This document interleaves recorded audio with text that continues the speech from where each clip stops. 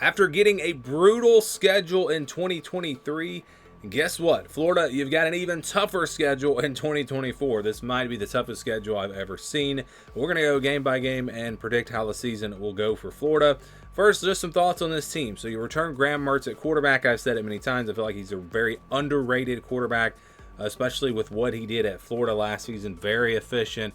And was very accurate. He was a good quarterback. I mean, he really was. And I think people look back at Wisconsin and some struggles he had there, but he fit really well in at Florida last season before getting injured. You've got Montrell Johnson back at running back, some other pieces around him. A receiver is an area where I think they're pretty good at the top, but maybe lacking depth. They're going to need some young pieces to step up there.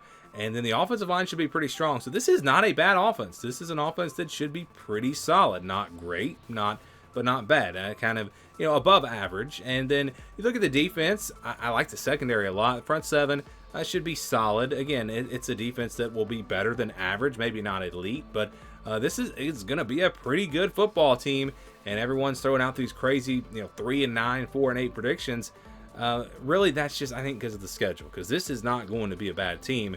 And so let's get to it here. Vegas, they've got the over-under win total at 5.5. So right there, 5-7, 6-6. That seems pretty fair when you look at the schedule. I mean, they could be potentially, I'm not going to say this is how it's going to go.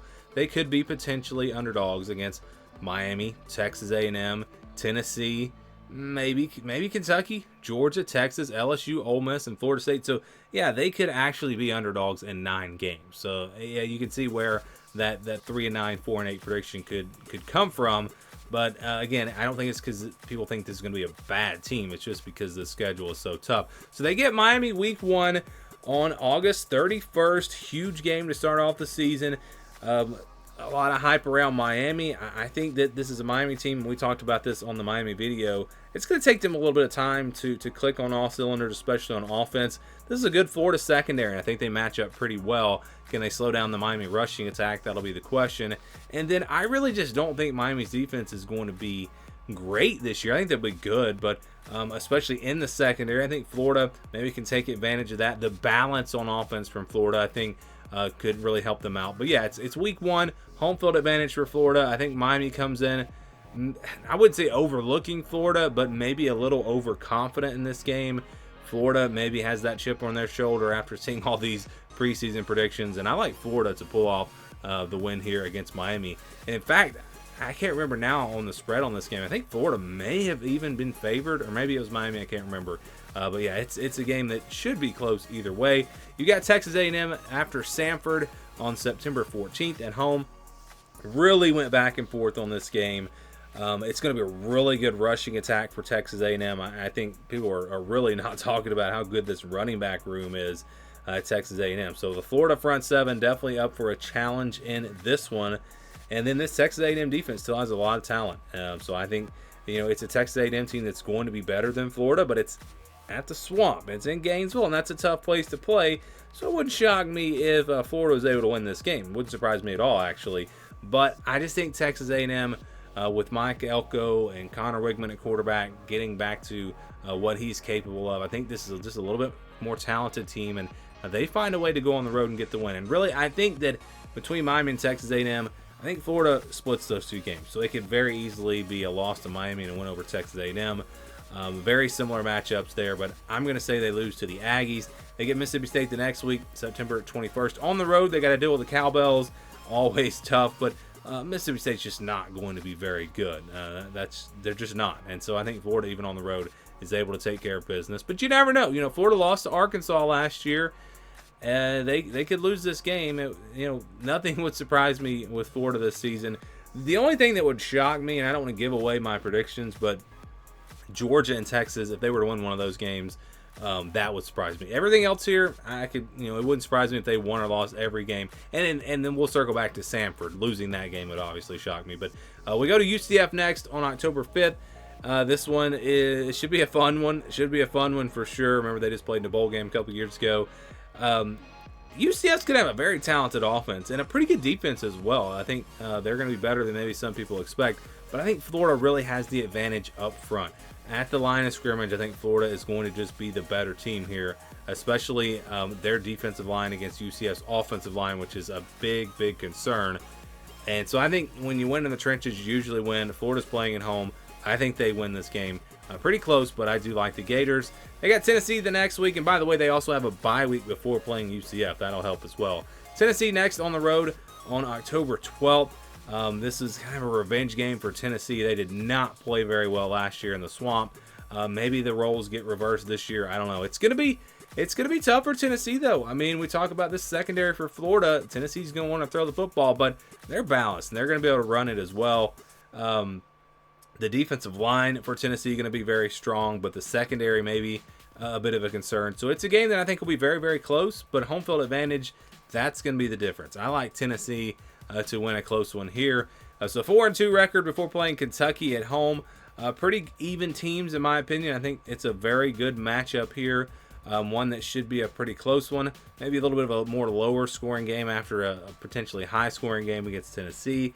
But again, home field advantage is very important in these close games. And this year I've not just been picking the home teams in all these games, just like I didn't pick Florida at home against Texas A&M. But in this case, I think the home field advantage is the difference, and they do beat Kentucky after losing to Tennessee. So I've already given away my predictions for Georgia and Texas. I just think those teams are just too good. I just don't see Florida. I know it's a rivalry, but Georgia's just too good. And I think Texas, especially playing on the road at Texas, this is a very good Longhorn team. I don't see Florida winning either one of those games. They do get LSU next here on November 16th at home.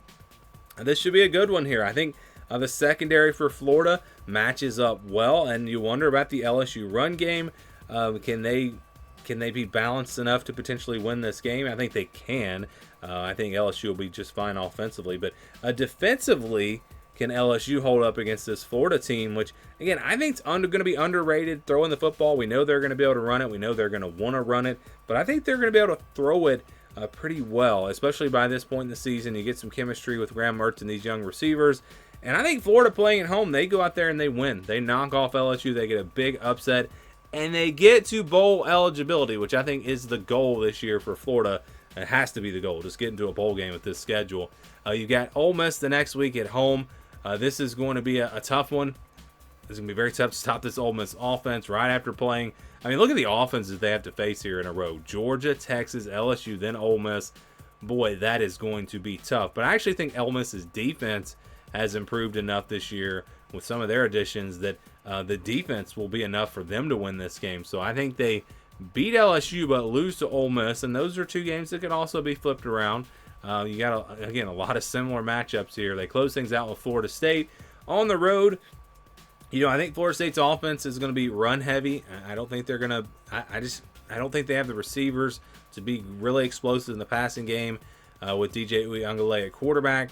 But I think their defense is going to be really solid. I think they're going to be able to run the football. Florida, I think it's a pretty even matchup for them, but you do wonder about them holding up against this Florida State run game on defense. And then on the flip side, just scoring against a very good Florida State defense. So I think Florida State's a better team here. Plus, they're playing at home. I know it's a rivalry and anything can happen, but I'm going to go with the Noles to win this one. And so that's going to drop Florida to 6-6. But still getting to a bowl game. And again, I think that's a very successful season. There are multiple paths here for Florida. Let's say they don't beat LSU, which is probably the biggest upset I've got here on the schedule. They could beat Texas A&M. That's a game that they could win. Maybe they beat Ole Miss instead of LSU. Like, again, there are ways for them to get to 6-6. It doesn't have to go exactly right, just how I predicted. There are other ways they can get there. So I think they do get there. I think Billy Napier, a little bit underrated as a coach. I know he has had some blunders here, but again, they've had very tough schedules. And I think they are able to get over the hump, get to a bowl game. It's not a great season, but it's a decent season, and with this schedule, I think it's a win if you do get to that bowl game. Your predictions for Florida, let me know down in the comments below.